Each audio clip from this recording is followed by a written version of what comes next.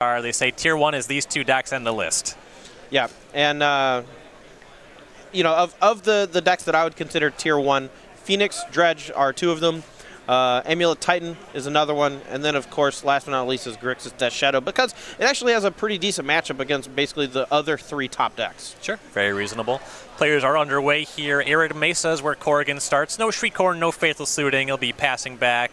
Smith, Spirebluff Canal into Serum Visions is where he'll start. Yeah, but it looks like Corrigan does have a Cathartic Reunion, and we'll just have to see if he has a Dredger to pair with it to go ballistic on turn 2. He'll fetch down to 19 end step here. Yeah, very likely getting it tapped, and obviously getting that green source so he can turn on Life from the Loam at a later date. Now, even though he has Bloodghast in hand right now, right, and there's very little incentive for this deck to fetch black mana outside of casting some of those Dredge creatures. Most of the time you just want to make sure that you have green, and you also want to make sure you don't take very much damage from your own stuff. Well, here's that turn 2 Cathartic Reunion. Discards Bloodghast and Life from the Loam, so he'll go to work dredging. It was a little surgical extraction check that was not there, so Dredge Loam, that's going to find a Narca Amoeba to put on the battlefield. Shriekcorn and Faithless Suiting go to the graveyard, and he'll draw 2. Yeah, and a pretty great start from Abe Corrigan, and I want to say I love someone who keeps their side of the battlefield clean, because we have cards on the far left, non-graveyard interactive, cards on the right, graveyard interactive. Time was when you had to keep your graveyard in order, and it was just real annoying. Well, you still do technically if there are cards in the constructed format you're playing, right, that have any card in it where the graveyard matters. That there's only a handful of cards that do it. Off the top of my head, there's an artifact that eats cards from the bottom of your opponent's graveyard. Phyrexian Furnace. Phyrexian Furnace. That was like the old school version of Relic of Progenitus, except it was, I believe you could sacrifice it to target a card in a graveyard and exile it and draw a card. It might have even been a slow cantrip, like a Mistress Bauble. Too much text, almost assuredly. Yeah, but aside from that, there's also, of course, Nether Shadow, and there's probably Death Spark, I think, and maybe 1 or 2 others I'm forgetting. Yeah, a few oddballs. Turn 2 for Ken Smith, Basic Island, another Serum Visions. That's all he's going to have there on the second turn. See what more Abe Corrigan can do. Another Cathartic Reunion, that's going to be a good start. And he picked up Stinkweed Imp. That plus Life from the Loam discarded. Yeah, it's a pretty big draw there for Corrigan off of... So he only had the 1 Dredger on the previous Cathartic Reunion. Was able to find another Cathartic Reunion off of the fresh draw 2. But not a ton going on. There are a couple of Bloodghast in the graveyard. But unless Abe has another land here... he's not going to be able to get back these 2 Bloodghasts. See if he has it. Yeah, so he dredged Loam, Imp, and Dark Blast was the third one there. So 2 Bloodghasts, 2 Faithless Suitings. His hand's gummed up by a lot of stuff he wants to dredge over. I see a Creeping Chill and Narc Amoeba in there. So yeah, he just kind of has to pass after attacking for 1. 19 all. Ken Smith will Thought Scour end step. Does find an Arclight Phoenix. He's doing his quote-unquote dredging a little bit better, I guess. Yeah, 2 decks that play Faithless Looting and that utilize the graveyard in some way. Obviously, Dredge taking that a bit to the extreme, but there's a Phoenix deck still puts the graveyard to use thanks to that powerful new creature from Guilds of Ravnica, Arclight Phoenix. Let's see what Smith can do as far as recurring that Phoenix. He'll start his turn with a Manamorphose, usually a good sign. We have these players here at 6-0, 6 rounds in the books for this tournament, and if you're checking this out at home, you can use the Cardboard Live extension to check the standings of just everybody in the tournament. Really cool new feature that we have employed here. Yeah, I love the fact that you can check standings on Cardboard Live now, and as well as seeing the deck list that you're watching in action. So if you're curious what the opponent is drawing to in a situation that is dire, you can see that, which is pretty cool. Manamorphose made blue-red. Smith will use the blue to Thought Scour himself. That one just showed a couple lands. Nothing too exciting there. He's got a red mana floating. Looks like he also has a mountain and another Manamorphose if he so chooses. He could go Manamorphose, cast Thing in the Ice, and then still bring back the Phoenix. So he will play mountain as the land for turn. Red mana 1 away. It's a Lightning Bolt, and that's going upstairs. Going to ignore these Narc Amoebas. Corrigan at 16. I mean, that makes sense, right? Ken does have Thing in the Ice in hand, so if Abe wants to chump block with the Narc Amoebas, that's fine. But if he chooses to soak the damage, there's a chance that the Thing in the Ice gets to bounce them, and that Lightning Bolt is much better served at going to the Dome. So Arclight Phoenix comes back. It's going to attack. It'll bump Corrigan down to 13. Go back his way. Untap, Dredge Life from the Loam, Scalding Tarn, 2 prized amalgams. Yeah, right? that's what you want to see. Yeah, now he can use the Life from the Loam to get the lands. You know, he previously had missed land drop, but he's all set now. Yeah, no, it's curious. I'm curious to see if Ken actually has a surgical extraction right here, because there's a chance that he's able to strip the Bloodghast, which will lock the prized amalgams in the graveyard for at least another turn. But I feel like he might have fired it off by now. There's a bit of danger in not using your surgical extraction proactively against something like Bloodghast, simply because if they use a fetch land to recur the Bloodghast, they still have the ability to crack said fetch land in response to the surgical extraction to bring it back. One of the Narcomoebas bumps Smith down to 18 here. Now Corrigan will use Life from the Loam, picks up 3 of his lands. So Blood Crypt, Mana Confluence, and Mountain were grabbed. He'll play the Confluence, and here's a Bloodghast. Prize Amalgams are coming back too, so no surgical extraction from Smith. And this is threatening a lot of damage next turn, but it's not quite lethal. So Corrigan's going to need a little bit of help if Ken sticks a Thing in the Ice this turn. But there's also a chance that Ken actually just goes off, plays Thing in the Ice, Manamorphose into a free spell and 2 other 1-mana spells. But it looks like Corrigan here just going to clean up. Just a bit of a misstep. I suppose you can end up with too many cards in hand when you miss land drops and pick up 3 with your Life from the Loam. Yep. 2 mana here from Ken Smith. Going to deploy that Thing in the Ice. Manamorphose at the ready. Does he have another free spell? And if he does he also have 2 other spells to pair with it to bounce all of those Dredge creatures?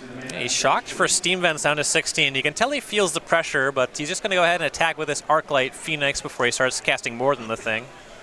I mean, there's very little reason to bounce before attacking, right? Because if you attack in with the Arclight Phoenix, you kind of force Abe to chump block or take the damage. And Abe here deciding to chump to protect his life total a little bit in the face of that Thing in the Ice. Well, post-combat, Smith's going to fire off Manamorphose, Thing in the Ice to 3 counters.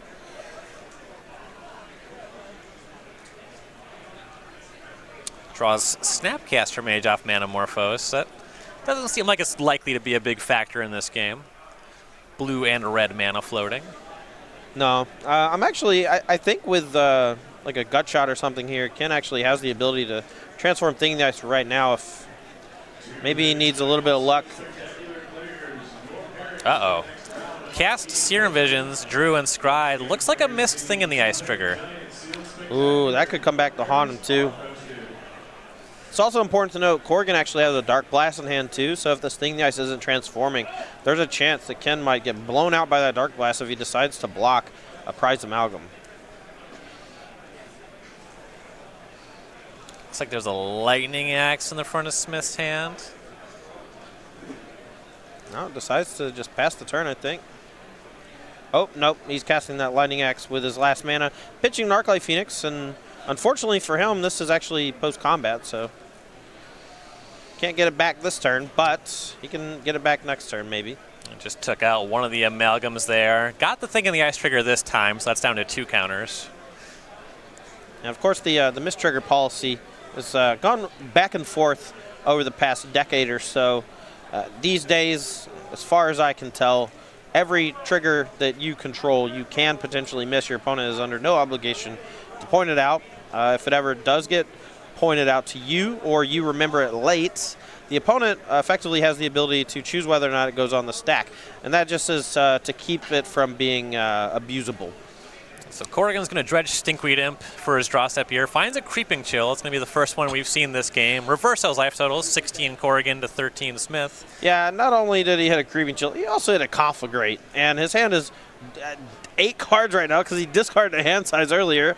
I'm no math scientist, but I'm pretty sure you can go Conflagrate for all of it at the Dome and attack for the win. But, again, I'm no math scientist. I will conflagrate you for X equals a lot. Yeah, just 8 ya. I mean, Ken has a gut shot in hand, I think, but I think he only has the 1 free spell. If he has 2 free spells in hand, he can actually just get Abe this turn, no matter where he targets with the Conflagrate. If he targets the face, all the creatures get bounced. If he targets the Thing in the Ice, it goes up to 8 toughness, but he wouldn't target it for 8 damage anyway, Looks like a discard of 7 for the Conflagrate. 4 at the Thing in the Ice, 3 upstairs, I believe. Yeah, I mean, this works too.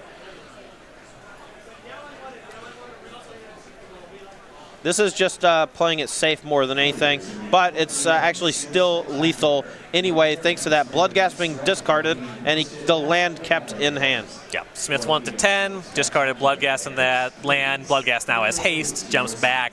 There's your 9th and 10th point of damage. Abe Corrigan up a game, dredge over Izzet Phoenix. Yeah, that was just really impressive stuff from Corrigan. There were basically 2 lines that won the game, and he found one, hitting that really strong dredge 3, hit Conflagrate and Creeping Chill, and stole the game when Ken Smith was so close to stealing it with that Thing in the Ice. So players going to look to their sideboards as we go into game number 2. For Abe Corrigan, his sideboard is 4 Nature's Claim, 3 Lightning Axe, 3 Ancient Grudge, 2 Surgical Extraction, a Collective Brutality, a Dark Blast, and an Assassin's Trophy. How much of this do you like? So this sideboard is built with 4 Nature's Claims, obviously, as a means to protect yourself from the likes of Leyline of the Void, Grafdigger's Cage, and any number of artifacts and enchantments that would be anti-graveyard. And, you know, that actually starts to take away a lot of your other slots. But Abe's actually built this in such a way where he actually is has quite a few things for Izzet Phoenix. 3 copies of Lightning Axe lets him knock off things like Crackling Drake or Thing in the Ice, which are particularly strong in the matchup. 2 Surgical Extraction are quite good. And then the Assassin's Trophy, just as a catch-all, I think, can come in as well. Oh, for Ken Smith, now down a game, looking for some up for the sideboard. He has 2 Dragon's Claws, 2 Abrade, 2 Dispel, 2 Blood Moon, a Surgical Extraction, an Anger of the Gods, a Beacon Bolt, a Chandra Torch of Defiance, and a Trancing Melody, a Spell Pierce, and a Shatter Storm. I just got a little hot and bothered at that Entrancing Melody. Ooh, baby. From Ken's side, I think the cards you're going to want to bring. Hey, no, you can't plug things on our broadcast, Abe. Come on. Anyway, Izzet Phoenix side, you need to have more things interact with the graveyard or exile creatures. Ken here opting to only play 1 copy of Anger of the Gods in the sideboard, but has that 3rd Surgical Extraction in the sideboard with the 2 in the main deck. So has a little bit of play here. I actually quite like the Spell Pierce. Sometimes you just snag a Life from the Loam in the right spot, or a Conflagrate when they go Loam Conflagrate, and it just steals the game. And it's just some point of interaction that you can afford to kind of sit back on most of the time. It's also a way for you to potentially protect Thing in the Ice from a removal spell. I don't really want things like Beacon Bolt or Chandra. You're not really trying to kill things unless, of course, it is Anger of the Gods and exiling. Dylan Donegan, you see him on the backup off camera there behind Abe Corrigan. He won regionals in Durham.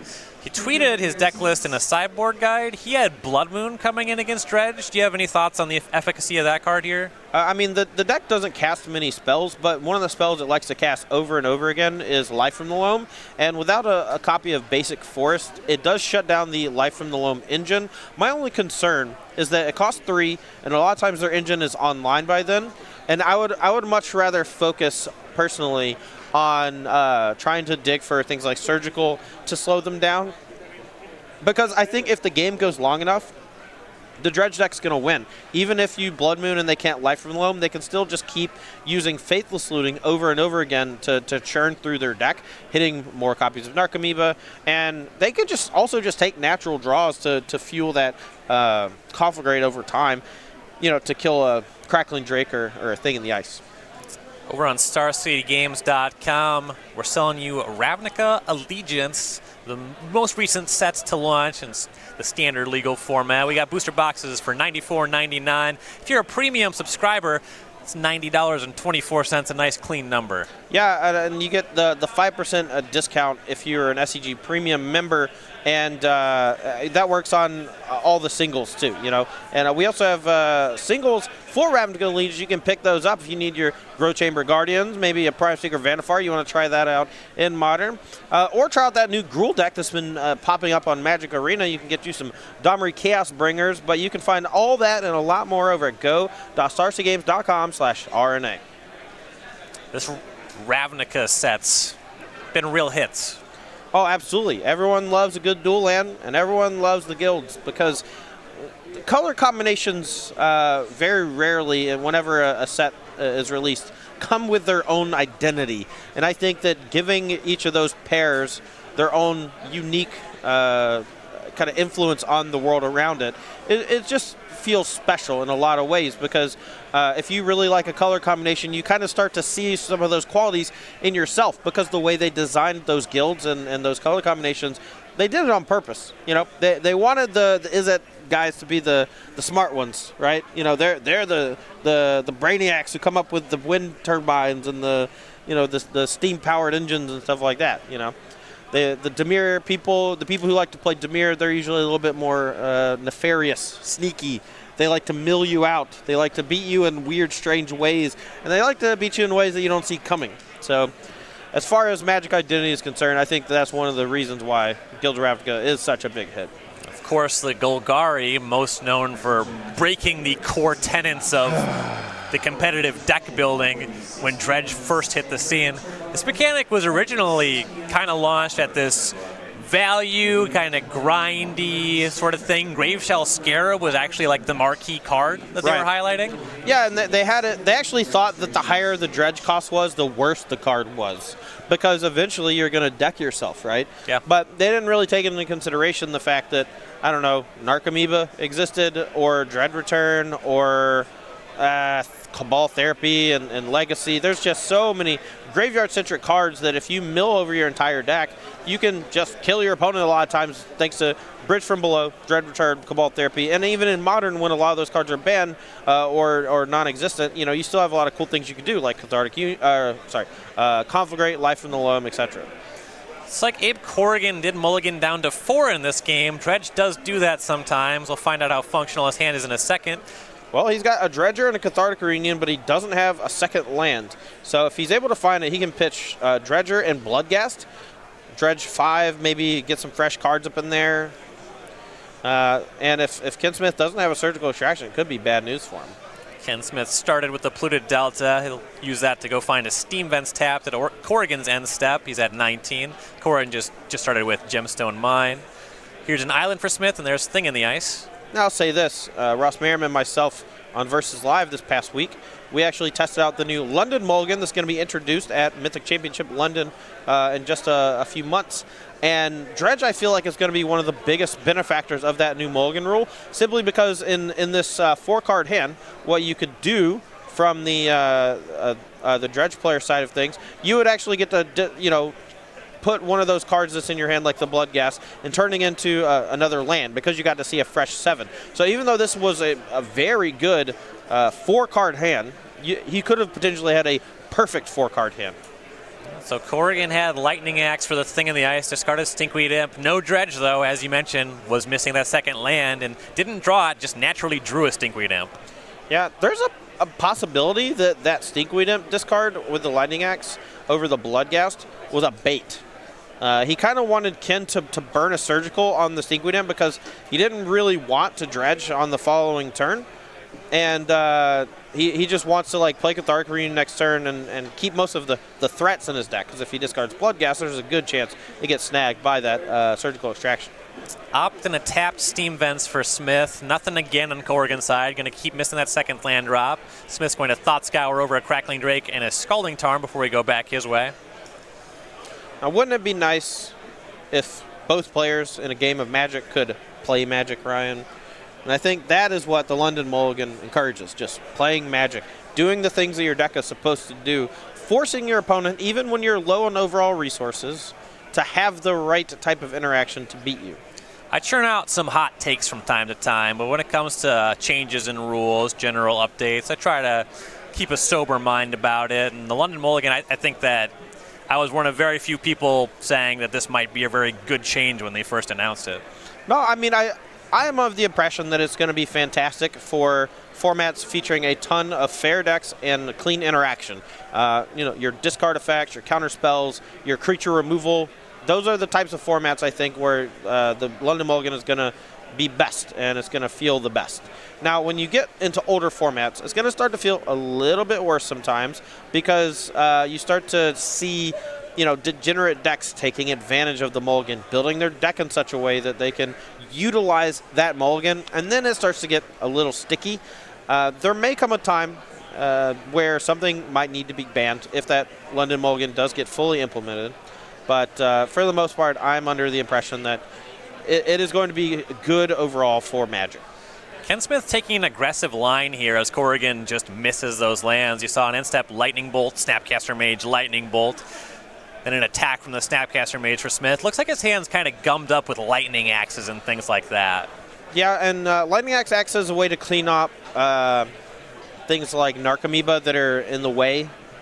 They're not super good, but Ken doesn't have very many cards to bring in the matchup, just has the third Surgical Extraction and the first Anger of the Gods and maybe the Spell Pierce. So his hand is a little bit gummed up, yes, but at the same time, he doesn't really need to move. Abe Corrigan here just kind of stalled on one land, not really doing much of anything, so he can kind of take his time.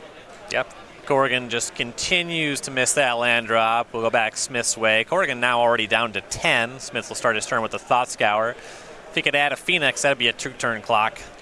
Yeah, I believe he has a Lightning Bolt in hand, so Abe Corrigan's life total is dangerously low, but if he's able to find a land here and Ken doesn't have a Surgical Extraction, Abe can cast Cathartic Reunion, discarding some of those dead cards in hand, maybe another Dredger, and flip over the top, roughly 10 to 15 cards of his deck and potentially give him a chance to squeak out of this game. Yeah, there's that land. It's Copperline Gorge. She's going to cast Cathartic Reunion here. Discard Stinkweed Imp and Bloodghast. Smith deployed a Thing in the Ice in the previous turn, so things are a bit rougher for Corrigan, but he's going to go to work. He'll dredge Stinkweed Imp off the first draw. Yep, and now he's found another Stinkweed Imp, so he can potentially just dredge 15 here, and if he hits any Creeping Chills, that can protect his life total. Narcomoeba gives him potential blocker unless that Thing in the Ice is able to transform.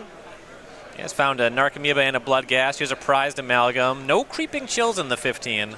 Yeah, and that's probably bad news for Abe because Ken's just been kind of sitting on his hand here, and I think there's an insanely good chance he's able to transform Thing in the Ice and attack for lethal on this turn. The odds seem quite high. He does still have one land on tap, so Corrigan puts in that Narcomoeba, gets back that Prized Amalgam, and Steph Smith's going to fire off a Lightning Axe, discarding a Lightning Axe, Thing in the Ice to 3 counters, actually targeting the Prized Amalgam there. Yeah, it doesn't really matter what he targets because he's just trying to transform Thing in the Ice. And in this scenario, he's got Lightning Bolt, he's got Opt, he just needs to find one other thing. Drew an Arclight Phoenix for turn.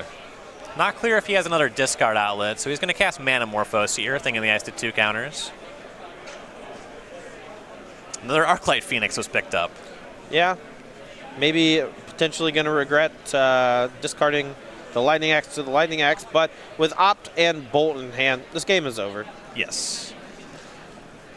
Yeah, you just really can't miss your second land drop as long as Corrigan did, and he mulled to 4 trying to find a hand, but the games just kind of go this way sometimes. Yeah, it looks like Ken actually found a Faithless Looting too, so that's nice. Yeah, opt in the Faithless Looting, that's pretty good. Here's Faithless Looting. Thing in the Ice is going to transform.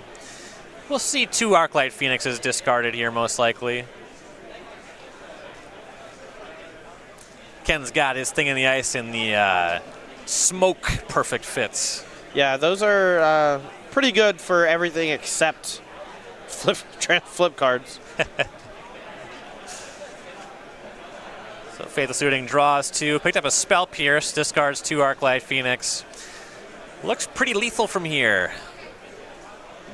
Yeah, just cast Bolt, puts Abe to 5, and then an attack for 7 should be lethal. How about an attack for 13 as Phoenixes come back? Yup. That will do it. Ken Smith's going to tie things up. These players are going to go to Game 3. Yeah, this is a really close matchup, I think, on the surface. Ken there just had a bit of a slow draw, so he wasn't able to close quickly, even though Abe had a pretty mediocre one. But I think that it's important to note that Ken actually had quite a few removal spells still in his deck, and I mean, I'm not really sure why. The Lightning Axes don't feel particularly useful.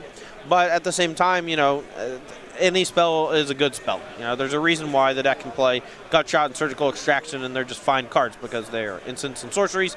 And oftentimes, Surgical Extraction, especially in Game 1, is cast as just, hey, trigger Thing in the Ice, or help bring back Arclight Phoenix. And it's possible he just values that discard outlet of Lightning Axe higher than something like Crackling Drake, which is just really expensive and gets chump blocked by Narcomoebas forever. Right, yeah. Crackling Drake can be very slow. Thing in the ice is really kind of the most important thing you're doing in the matchup, outside of having the really busted Phoenix draw.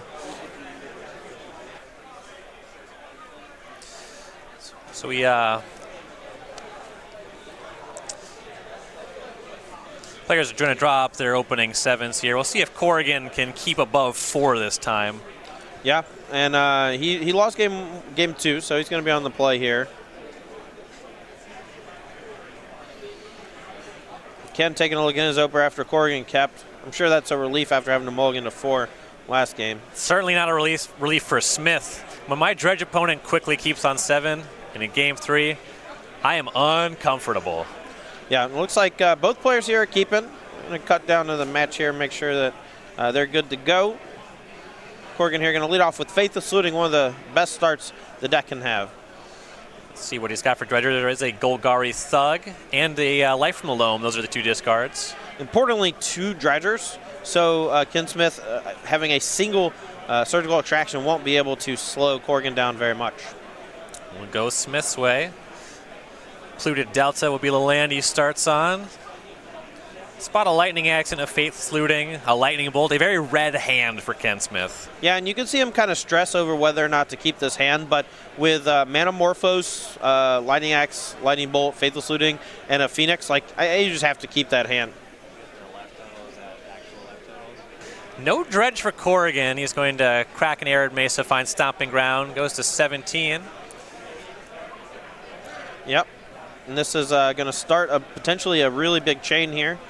A dredge 4 hitting a Narcomoeba, and we got guaranteed dredge 6 more thanks to those Life from the Loams. Ooh, and here's a Creeping Chill and a Narcomoeba, another Narcomoeba, and a Prized Amalgam. Yeah, that's an insane start here. This is turn 2, folks, and we're going to have 5 power on the battlefield and a drain 3 with multiple copies of Life from the Loam in hand, digging to kill with that Conflagrate. Might not even need actual combat damage to hit to win this game. One of the strengths, really, that Creeping Chill adds to the archetype. So we'll go over to Smith. He'll sacrifice that Pluted Delta end step. That'll bump him down to 16. Corrigan at 20 because of the Creeping Chill. Yeah, the life totals here are changing pretty fast and furious because of these incidental triggers from things like Creeping Chill, as well as fetch lands and chalk lands and yada yada. But a lot of bookkeeping in the non-rotating formats. Yeah, earlier I was on the backup match, and it was Grixis Death Shadow Mirror.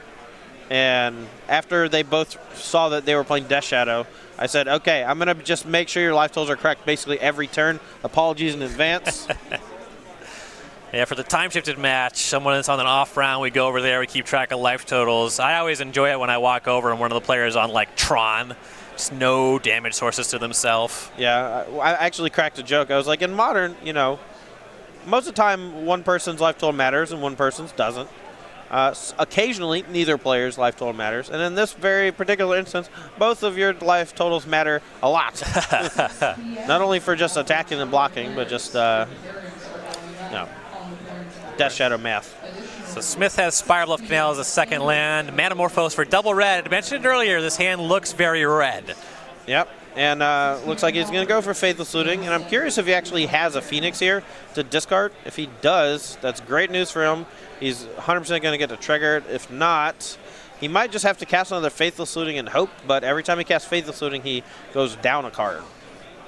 Yeah, so he's thinking a lot about what to discard. I mean, Lightning Axe, I think, is a fine one to discard. A backup Faithless Looting, it's a negative card overall. So if he has something else to do with that red mana that's beneficial, then that's a fine discard as well. Discards were Faithless Looting and Lightning Axe. If you're already not discarding a Phoenix and you don't want more cards that make you discard cards, that makes sense. But he's not really doing very much. Right. Lightning Bolt and Prized Amalgam. Yeah, and it looks like I'm curious if he has a surgical extraction here, because if he does, he could hit Bloodghast during the draw step, and then the only way those Prized Amalgams would ever come back is if Corrigan's able to hit one of the 2 remaining Narcomoebas. Back Corrigan's way. Just a natural draw step here, and he'll cast Life from the Loam. Copperline Gorge, Blood Crypt, Scalding Tarn. Put those in the hand. Probably going to play a fetch land to kind of protect himself from Surgical, but there's a chance he just plays the Copperline Gorge because otherwise it's going to enter the battlefield tapped. And the 1 point of damage that he deals himself with the fetch land might actually matter. Goes with the Scalding Tarn, trigger on Bloodghast. That'll come back. Attack for 2 with Narcomoebas, Smith to 14. Prized Amalgam, is this good? It is. Yeah, and that Lightning Bolt killing the Prized Amalgam last turn effectively just becomes Healing Salve. Sulphur Falls, third land for Smith there. Serum Visions to start the turn. Let's see if he can cobble together some answer to this battlefield that's amassing for Corrigan. On top of that, Conflagrate and Life from the Loam combo. Scry on the Serum Visions looked like another Serum Visions in a land. Those safely go to the bottom, but Smith's got to do something. Yeah, I mean, he didn't find a Surgical Extraction. He really needed one of those early to strip either the Prize Amalgams or the Narcomoebas or the Bloodghasts. And here he's just kind of treading water with these removal spells. He has a Lightning Axe in hand, maybe another Bolt.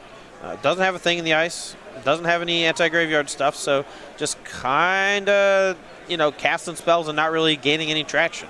There's an opt, another one to the bottom. Drew Thought Scour. And just passes.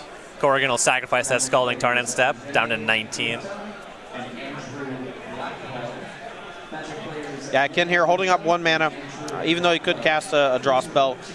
No real reason, needs to protect his life total. Probably going to throw Lightning Axe at the Prized Amalgam during Abe Corrigan's attack step. Now, depending on what gets hit off for this Life from the Loam, there's a chance Abe actually just wins this turn. He can go for a pretty big Conflagrate. There's quite a few lands in the graveyard, and he gets 3 back, and he gets to play 1. Yeah, so he started by Dredging Loam. Here's an attack with the creatures. This is an attack for 7. Lightning Axe will target Prized Amalgam. That'll make it just 4. Yeah, but puts him down to 10, and Abe's got quite a few cards in hand already. I'm curious how he plays this this next turn. He actually has a Creeping Chill in hand, so he could just go land Dome Me for 3, gain 3, and then just go for a big lethal Conflagrate next turn. But the longer he waits on Conflagrate, the more likely it is Ken's able to find a Surgical Extraction and steal the Conflagrates from him. So there's a chance he just throws his entire hand, aside from 1 or 2 cards at Ken right now. And, we got to just, watch and wait and see what Abe decides to do. You see him kind of making 2-card piles here. It very much looks like he's trying to figure out what he wants to not discard. Right. I mean, he has access currently to quite a bit of damage. I think he can do 9. I think he's 1 short of lethal here because he has to play the land that he finds off of the Life from the Loam to give himself the second land, the second red. So there's Life from the Loam, grabs 3 lands. Plays Arid Mesa. Yeah, might only be 8. I don't know. It's Yeah. close. It's very close to lethal. It's 8 or 9. It's definitely not 10. And it's just going to be a discard of 2 Golgari Thug. So it was 9. Yeah, I mean, that's fair. Like, if Ken does play Surgical here, if he steals Conflagrate from Abe, like, he's still got a lot going on. Still has 4 power on the battlefield, Creeping Chill in hand that he can just hard cast. But I think for the most part, he just didn't want to discard some of the cards in his hand. And notably, he has a copy of Assassin's Trophy, which he wants to hold to make sure that he doesn't end up losing to something like Crackling Drake. Now, though, he might actually get punished and gets smushed by an Anger of the Gods. Let's just tap a 3. There is Anger of the Gods. Look, I'm not prophetic. I saw the man tap 3 mana, and I kind of figured that's what was coming. It can't be that many things. Yeah. That'll exile the board there, the 2 Narcomoebas and the Bloodghast. I mean, if Ken wants to win this game, that is certainly the first place he needs to start as far as clawing it back in. Now, Abe still has 7 cards in hand. He's going to draw up to 8. Dredge Loam. That's up to 8. He's going to down to 7, up to 10. And I think he actually has lethal here on that Conflagrate, as long as he has 3 lands to hit for the Life from the Loam. Well, here's a Dredge's Stinkweed Imp. Life from the Loam, Faithless Looting.